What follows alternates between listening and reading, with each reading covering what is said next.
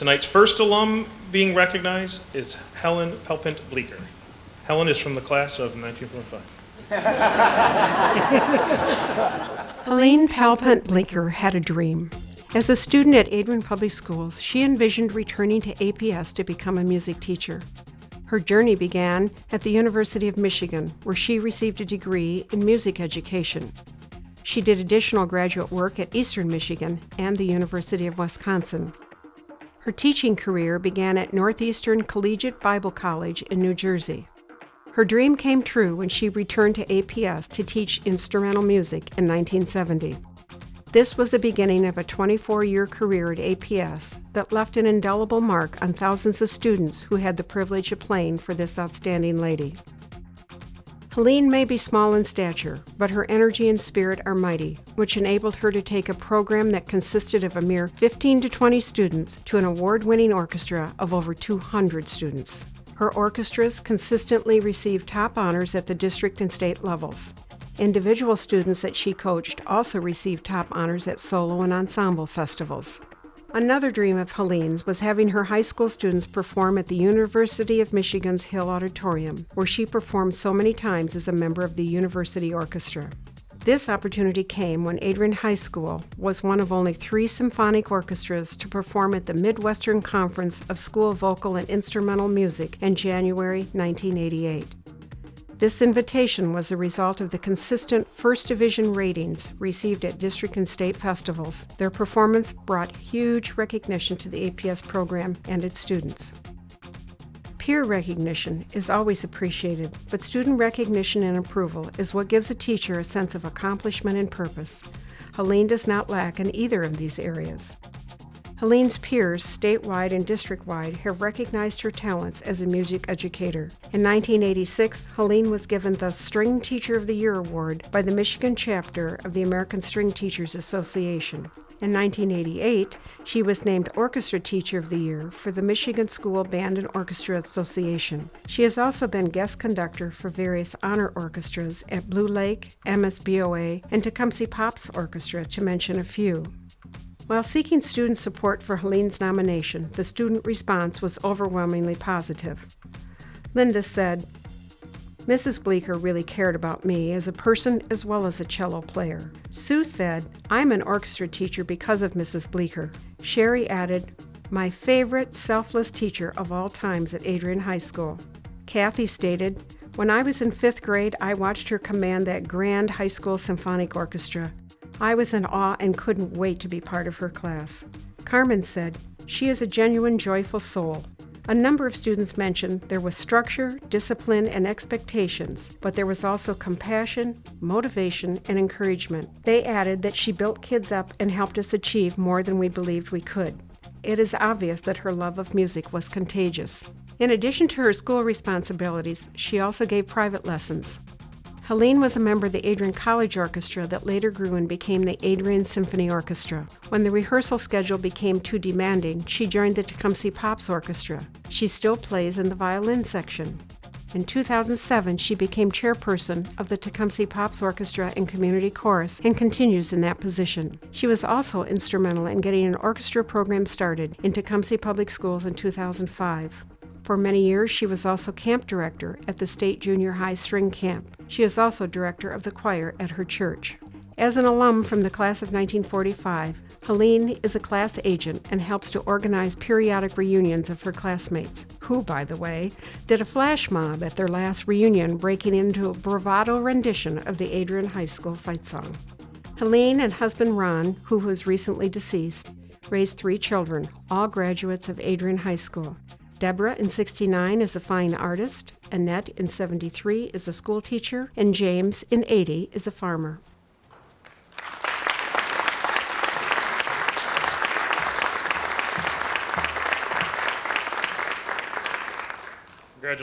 Congratulations, Mrs. Bleecker. Please come forward and accept your award.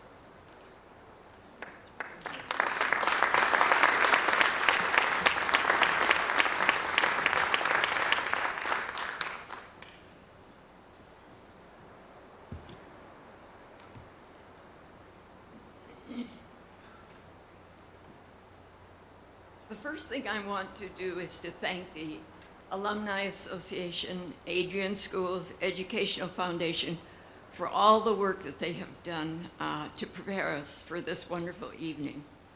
Thanks to Lisa and Carla and whoever's behind the video over there. Just special thanks for all of them for many hours that I know when I've gone into the office. She's hard to find. Thanks also to Dr. Larry for being one of my major supporters for many years. I remember that even after he had retired, he showed up at Springbrook Middle School Library for one of our orchestra concerts. I am so pleased to mention that in the audience tonight are two very special people from my high school class of 45. Yeah, I'm older than dirt. They've come all the way from Traverse City, and he's our class president, David Colbeth, and his wife, Rita. He showed, sorry about that. And our vice president, R.P. Miller, and his wife, Marilyn, from Ypsilanti. And I saw Esther Gagnon in the audience tonight. And others that we meet for breakfast the last Tuesday of every month. And our group is growing smaller, that's sure.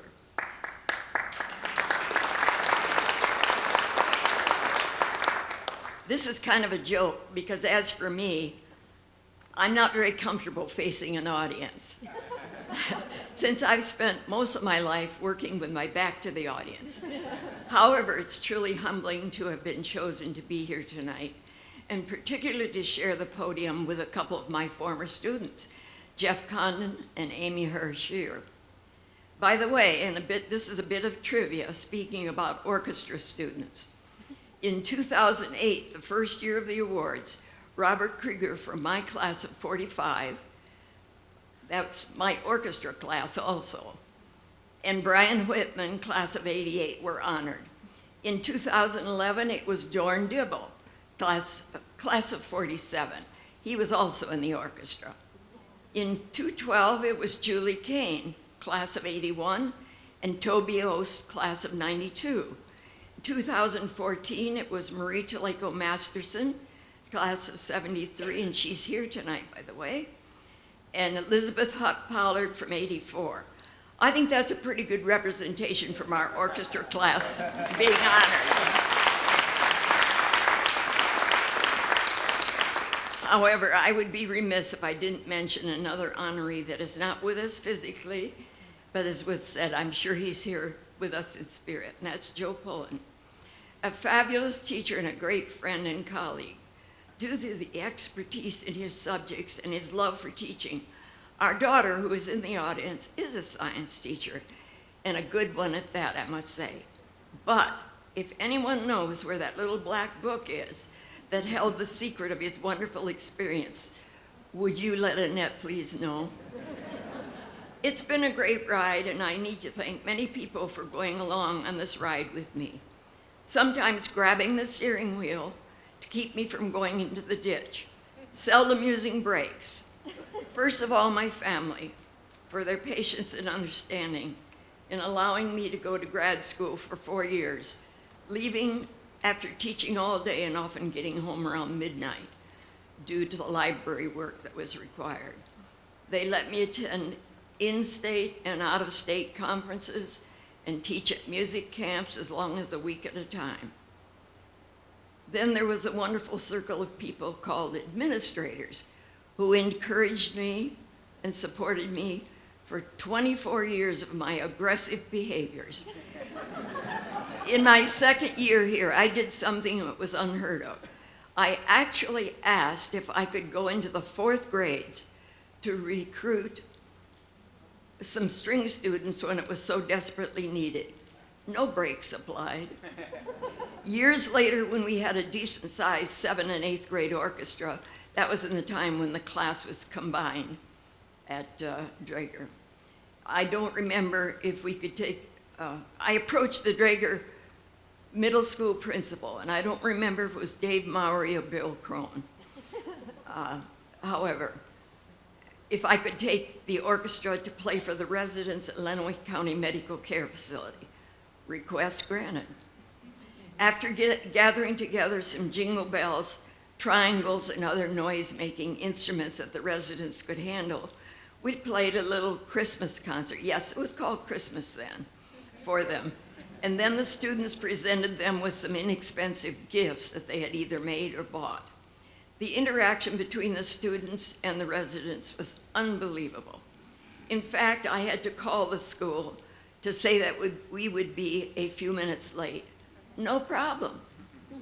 Years later, when the Adrian High School Orchestra had grown so that we could no longer fit in the Croswell stage, I asked if there was any possibility of using Adrian College's Dawson Auditorium.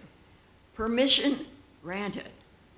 It was a beautiful evening, except I remember that my ears were totally plugged, and that following the concert, I drove myself to the ER, hoping to get some relief. Again, I cannot fail to mention the wonderful cooperation of the secretarial and the custodian staffs of each school where I taught. Remember when I started in 1970, I was an orchestra staff of 1, teaching grades 5 through 12 in each respective school. Oh, what a schedule that was. The success of the Adrian Orchestra program was further enabled by my wonderful band and choir colleagues, who I will mention by name if they were in the system for at least 2 years. Who could forget the late Myron Teague, or Dr. Richard Barber, John Nestek, Howard Stuckey from the high school, and Paul Stanifer from Springbrook Middle School, and all from the band department. And then there was Wayne Shaw and Donna Andre from the high school choral department, as well as Karen Stuckey and Peggy Sneed, both classroom vocal music teachers who helped by picking up some string classes along the way, as did Dick Barber, by the way. There are 3 events that stand out in my mind that took place during the 24 years that I worked in this system. There are a couple of people in the audience that will probably recall this first one. In my 2nd or 3rd year here, we still did not have a very large string orchestra, but I was bound and determined to take them to festival. I think it was in Lansing that year. One of the selections we played was Samuel Barber's Adagio for Strings, which was well known as a selection that was played continually on the days following the assassination of President John Kennedy. The students played with passion and pathos like I had never sensed before. At the very end of the piece, with its highs and lows, there is a long hold on a high note at the end. I purposely held the baton very still. The silence was absolutely electric moment. When I released the hold and dropped my hand, the audience burst into a thunderous applause. I'm sure that the students that played that day, and there are a couple of them in the audience tonight, still recall that occasion.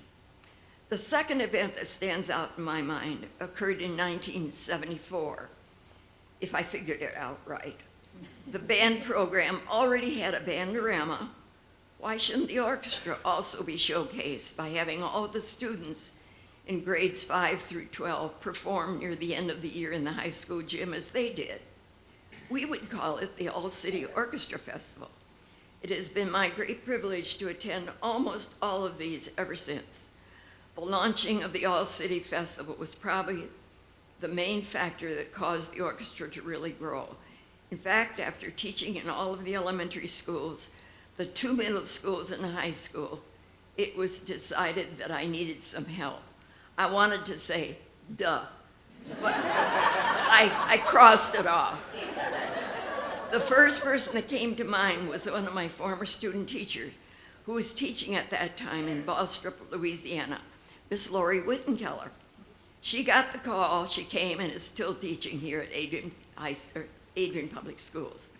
I want to thank Lori and Caitlin Mihalko, who is no longer with the Adrian Schools, for seeing the value of continuing this program. Kudos to Lori for the years that we worked together. The third event occurred in 1988 as a result of receiving the highest ratings possible at State Festival for quite a few years. The high school symphonic orchestra was invited to play at Midwestern Music Conference, which was then held in the campus of the University of Michigan. What a day that was, with a complement of a full orchestra of 100+ students, plus 7 middle school string bass players for a very special number featuring the string bass section, I think of 15 at that time. The piece was called Dancing Basses. But that group going from Adrian in the audience that day included a large number of supporters. John Nestek, our guest conductor, our president mayor, Jim Berryman, who presented each student with a carnation boutonniere, our school superintendent, Dr. Larry, Board of Education members, and I saw some of them in the audience tonight, and many friends and parents. This was a special day in our lives, and it came at a crucial time in the history of public schools.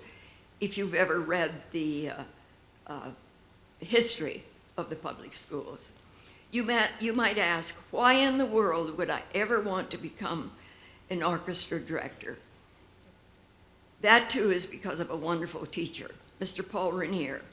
He would hand me a baton and let me conduct the string orchestra, not on full orchestra days, however. Then on special occasions, he brought in a lady called Elizabeth Green from the U of M for a string seminar.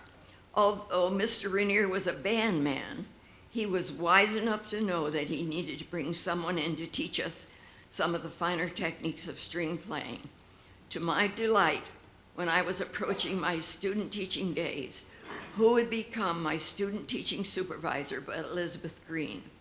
What an honor that was, because in the circle of string pedagogy, she was world-renowned.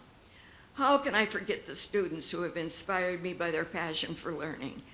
They challenged me because of their desire and determination to become even better, sometimes provoking me to try different things to keep their attention.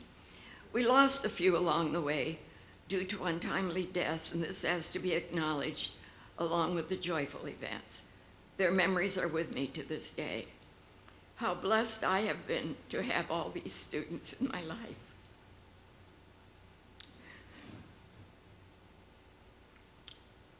One remarkable student, Joni Francor, gave me a handmade gift in the form of a framed plaque that I treasure to this day. It speaks of her motivation and reflected that of many others, I'm sure.